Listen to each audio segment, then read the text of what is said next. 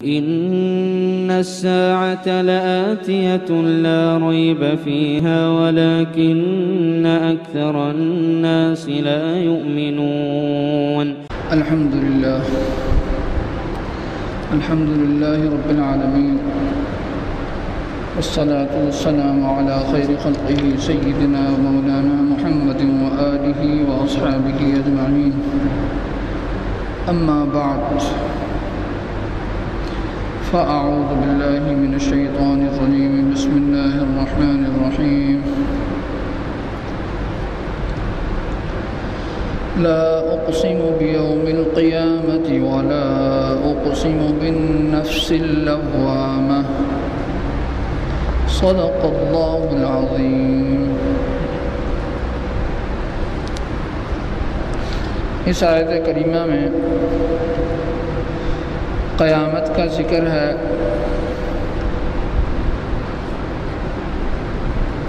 اور قیامت کے بارے میں اس آیت کریمہ کے دوسرے جو لفظ ہیں ان میں قیامت کے بعد کے حالات بھی ذکر ہیں. نفس لوامہ، پچھتانے والا دل. تھوڑا کم کریں آواز. تو یہ جو پچھتانے والا دل ہے، پچھتاوے کا تعلق تو قیامت قائم ہونے کے بعد. قیامت کا قیام اس کے بارے میں وہ کب ہوگی یہ اللہ تعالیٰ نے اس کو ظاہر نہیں فرمایا، اس کا صحیح وقت. لیکن اس کی علامات بیان کی ہیں. ان علامات میں سے کچھ علامات تو علامات بعیدہ ہیں، یعنی قیامت آنے سے بہت پہلے پیدا ہو جائیں گی وہ. جیسے کہ حضور اکرم صلی اللہ علیہ وسلم کا دنیا میں تشریف لانا، پھر حضور اکرم صلی اللہ علیہ وسلم کا دنیا سے تشریف لے جانا، اور شق قمر، چاند کے 2 ٹکڑے ہو جانا، اور نبوت کا دروازہ کا بند ہو جانا، اور جنگ صفین وغیرہ. یہ تو ہے علامات بعیدہ، یعنی بہت پہلے، قیامت سے بہت پہلے ظاہر ہو جائیں گے. کچھ علامات ایسی ہیں جو بالکل قیامت کے قریب ظاہر ہوں گی، انہیں علامات قریبہ بولتے ہیں. قریب کی علامات، قیامت کی علامات میں سے قریب کی علامات. ان میں بھی پھر کچھ ایسی علامات ہیں جب وہ ظاہر ہوں گی تو اس کے بعد توبہ قبول نہیں ہے، کسی کا ایمان قبول نہیں ہوگا. تو جو علامات قریبہ ہیں، بالکل قریب ترین، یعنی بالکل قیامت قائم ہونے کی علامات جو ہوں گی، ان سے بھی پہلے علامات، قرب قیامت کی علامات میں سے کچھ قریب جو علامات ہیں وہ علامات قریبہ کہلاتی ہیں. تو علامات بعیدہ تو ہو چکی، جنگ صفین بھی ہو گئی، حضور اکرم صلی اللہ علیہ وسلم کا اور چاند دنیا سے چلے جانا، اور نبوت کے دروازے کا بند ہو جانا، اور چاند کے 2 ٹکڑے ہو جانا، جنگ صفین. علامات متوسطہ، درمیان کی علامات، وہ فرماتے ہیں کہ وہ آپ صلی اللہ علیہ وسلم نے ان کے بارے میں فرمایا کہ وہ فتنہ تاتار اور نار الحجاز، حجاز کی آگ. تو یہ علامات متوسطہ ہیں جو یہ بھی پوری ہو چکی ہیں. 1000 سال ہو گیا انہیں بھی، 900 سال 1000 سال ہو چکے ہیں انہیں پورا ہوا. فتنہ نار الحجاز تو یہ تھی کہ 654 ہجری میں، حضور اکرم صلی اللہ علیہ وسلم کی ہجرت کے 654 سال بعد یہ ظاہر ہوئی. اور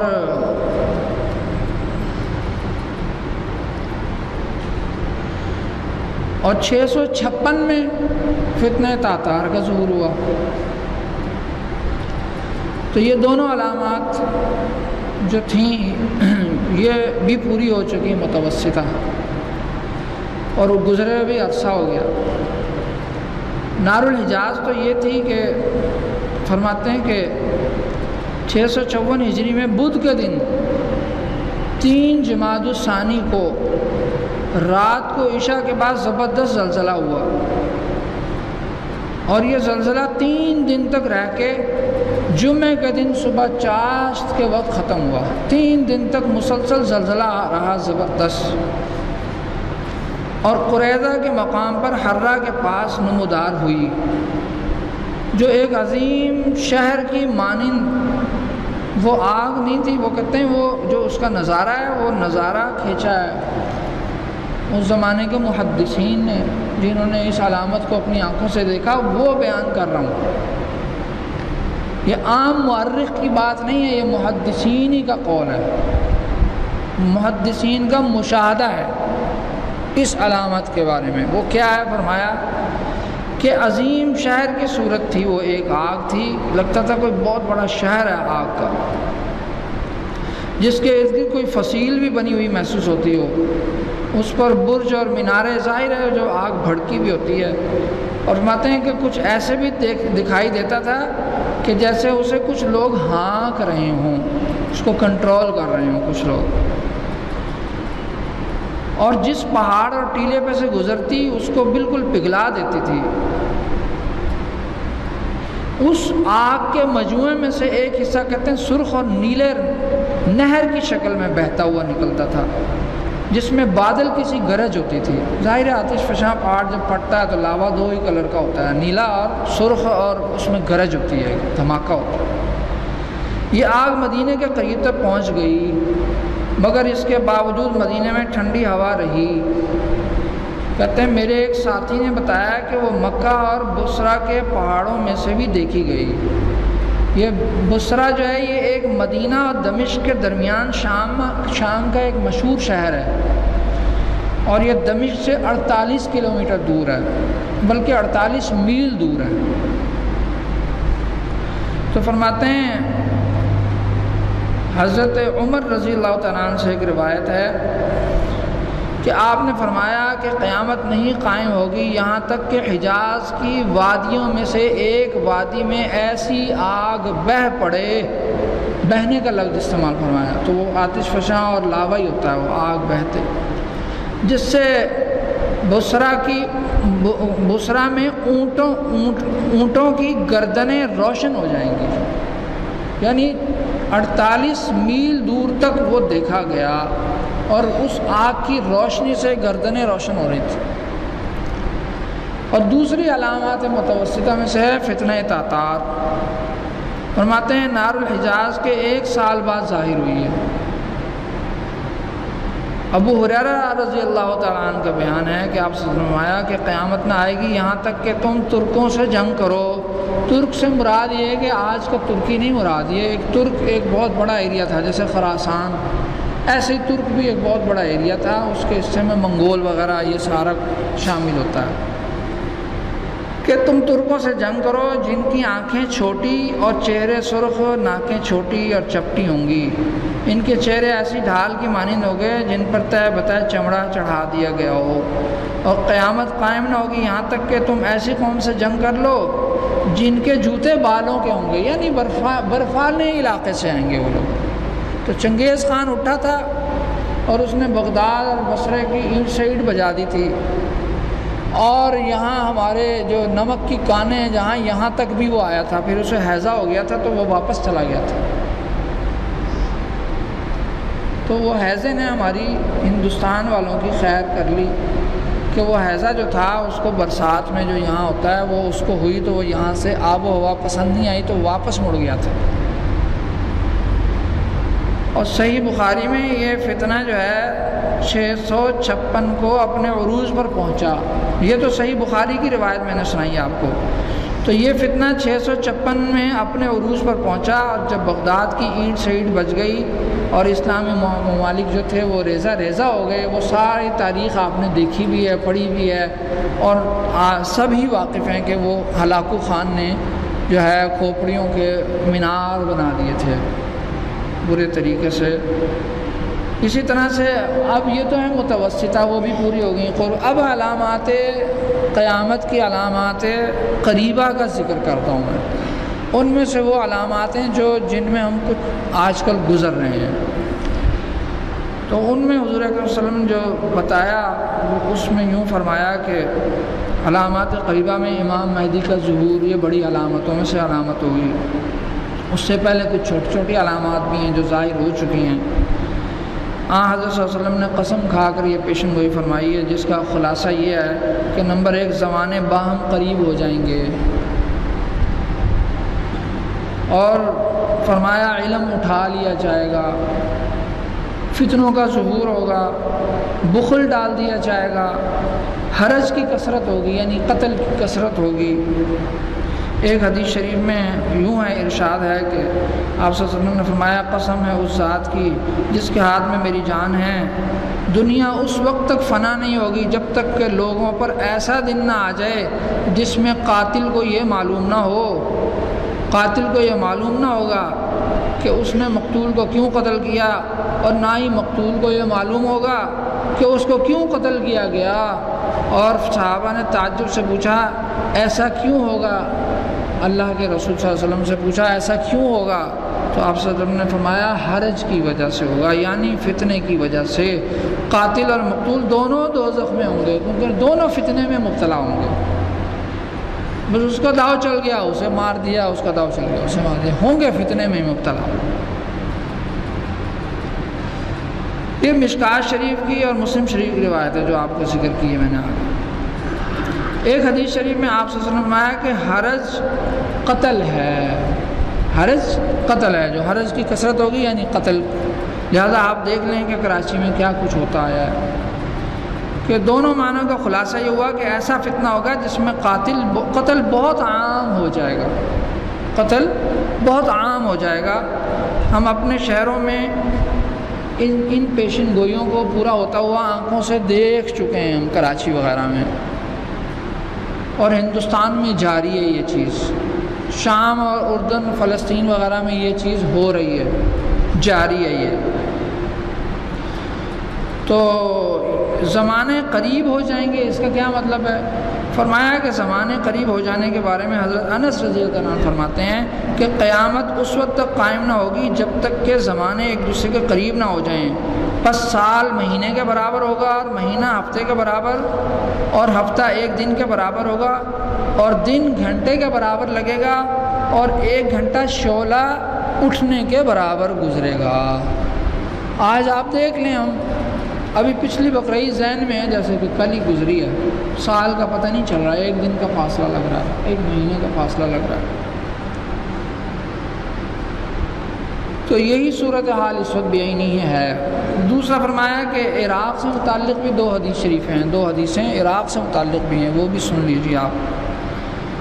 فرمایا کہ حضرت ابو بکر رضی اللہ عنہ فرماتے ہیں کہ آپ صلی اللہ علیہ وسلم نے فرمایا کہ میری امت کے کچھ لوگ ایسی پست زمین میں پہنچیں گے، یعنی میدانی زمین ہوگی، وہ میدانی زمین ہوگی، پست زمین میں پہنچیں گے جس کا نام بصرہ رکھیں گے۔ اور یہاں کی کیا فرمایا آپ صلی اللہ علیہ وسلم نے کہ میری امت کے کچھ لوگ ایسی پست زمین میں پہنچیں گے ایسی زمین میں پہنچیں گے کہ جس کا نام بصرہ رکھیں گے، اور وہ دجلہ نہر کے قریب واقع ہوگا۔ اس نہر پر پل ہوگا، پل بھی ہوگا آپ سمجھیں، شہر کے باشندوں کی بڑی تعداد ہوگی، یعنی بہت بڑا شہر ہوگا، آباد ہوگا، خوب آباد ہوگا، اور یہ شہر مسلمانوں کے شہروں میں سے ہوگا۔ جب آخری زمانہ ہوگا تو فرمایا کہ قنطورہ کی اولاد ان شہر والوں سے لڑنے کے لیے آئے گی، اور ان کے منہ چوڑے اور چپٹے ہوں گے اور چھوٹی چھوٹی آنکھیں ہوں گی۔ وہی بات جو پہلے بیان کی گئی اس کو اس انداز سے بیان کیا گیا حدیث شریف میں، اور وہ علامت پوری ہو چکی کتنا عرصہ پہلے۔ اور اس کو کیا فرمایا کہ دنیا اس وقت تک فنا نہیں ہوگی۔ یہ تو خیر یہاں سے جو فرمایا کہ آخری زمانہ ہوگا، یعنی قیامت کے قریب ہوگا یہ سارا کچھ۔ لہذا اس شہر کو آباد ہوئے بھی صدیاں ہو گئیں، اس کے بعد وہ برباد بھی ہوا، اور ابھی تک بھی برباد ہے، وہ برباد ہی چل رہا ہے۔ امریکہ نے کیا کچھ نہیں کیا وہاں، اور چھوٹی چھوٹی آنکھیں ہوں گی، وہ لوگ نہر کے کنارے ٹھہریں گے، ان کو دیکھ کر شہر کے لوگ 3 فرقوں میں تقسیم ہو جائیں گے، یعنی بہرحال کچھ لڑیں گے، کچھ ٹھہریں گے، کچھ بھاگ جائیں گے، جو کچھ بھی ہوگا۔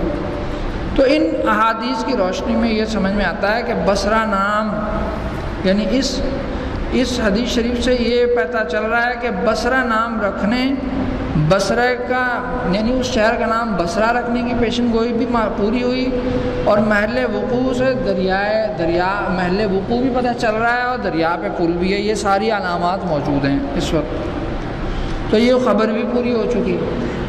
لہذا مسلمانوں کے 3 حصے ہوں گے، ایک شہید ہو جائے گا۔ مشکات شریف میں حضرت انس رضی اللہ عنہ سے روایت ہے کہ حضرت صلی اللہ علیہ وسلم میں آیا کہ اے انس، لوگ شہروں کو آباد کریں گے، ان میں سے ایک شہر ہوگا جس کو بصرہ کہا جائے گا، اگر تو اس شہر سے گزرے یا داخل ہو تو ان مقامات سے بچنا جہاں زمین سور ہوگی، یعنی زمین دھسائی جائے گی جہاں پر۔ یعنی معلوم یہ ہوا کہ یہ جو قرب بالکل قریب علامت ہوں گے نا، ان میں سے زمین میں دھسایا جانے کا واقعہ بھی ہونا ہے، اور بندر بنائے جانے کا واقعہ بھی ہونا ہے، اور غرقابی کے واقعات بھی ہوں گے۔ تو آپ صلی اللہ علیہ وسلم فرما رہے ہیں کہ اے انس اس سے بچنا۔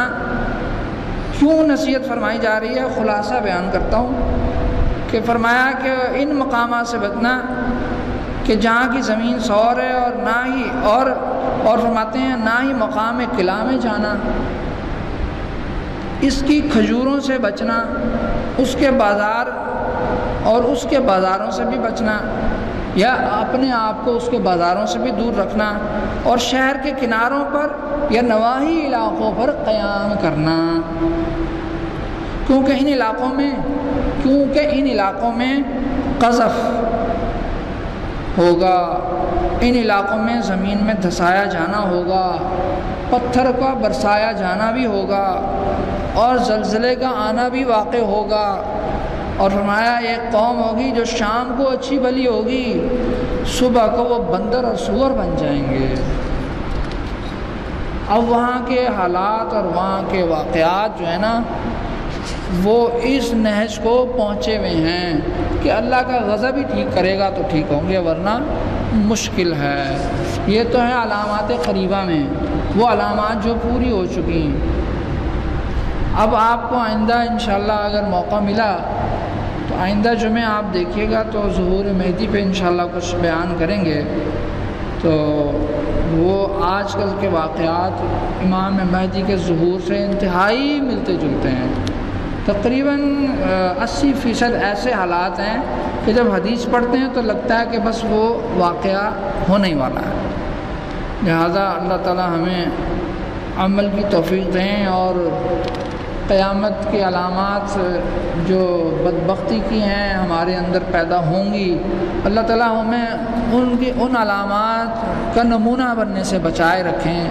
ہم سب کے اندر اہل حق والے علامات رہیں، باقی ہم ان لوگوں میں سے نہ ہوں جن کی مذمت کی جا رہی ہے اور وہ ان علامات قیامت کا حصہ بنیں گے، فتنوں کا شکار ہوں گے۔ اللہ تعالیٰ ہمیں ان فتنوں کا شکار ہونے سے بھی بچائیں، اور وہ فتنے ہی ہیں، صبح شام فتنے جاری ہیں اس وقت، اور فتنہ جو ہوتا ہے وہ حق کی مانندی نظر آ رہا ہوتا ہے، بندے کو پتہ نہیں لگ رہا ہوتا، لگتا ہے حق کی ہے شاید، لیکن وہ اپنے اندر لپیٹ لیتا، پتہ نہیں چلتا۔ عقل وہاں کام نہیں کر سکتی۔ اگر فتنے سے بچنا ہے تو حدیث شریف کی ایک روایت ہے جس میں مفہوم یہ تعلیم ہے کہ سورہ کہف جو ہے وہ دجال کے فتنے سے بچائے گی، وہ سب سے عظیم فتنہ ہوگا فتنوں میں، تو جو عظیم فتنے سے بچائے گی تو وہ یہ چھوٹے چھوٹے فتنوں سے کیسے نہیں بچا سکتی۔ لہذا ہمیں ہر ایک کو سورہ کہف ہر جمعے کو پڑھنی چاہیے پوری ایک دفعہ، اور یہ ہمارے آخرت میں بھی کام آنے والی چیز ہے، اور دنیا میں بھی سکون کا باعث ہے، اور ہر روز پہلی 10 آیتیں پڑھیں اس کی، تو فتنے میں پڑا ہوا بندہ بھی فتنے سے نکل آئے گا۔ ایسا نور کا وعدہ ہے، اس میں نور آتا ہے انسان کے سینے سے، قلب میں نور آتا ہے۔ اگر کوئی فتنے میں مبتلا شخص بھی سورہ کہف کی پابندی شروع کر دے تو وہ فتنے سے بھی اس کی آنکھیں کھل جاتی ہیں، اور وہ فتنے سے بھی طائب ہو جاتی ہیں۔ اللہ تعالی ہمیں عمل کی توفیق نصیب فرمائے۔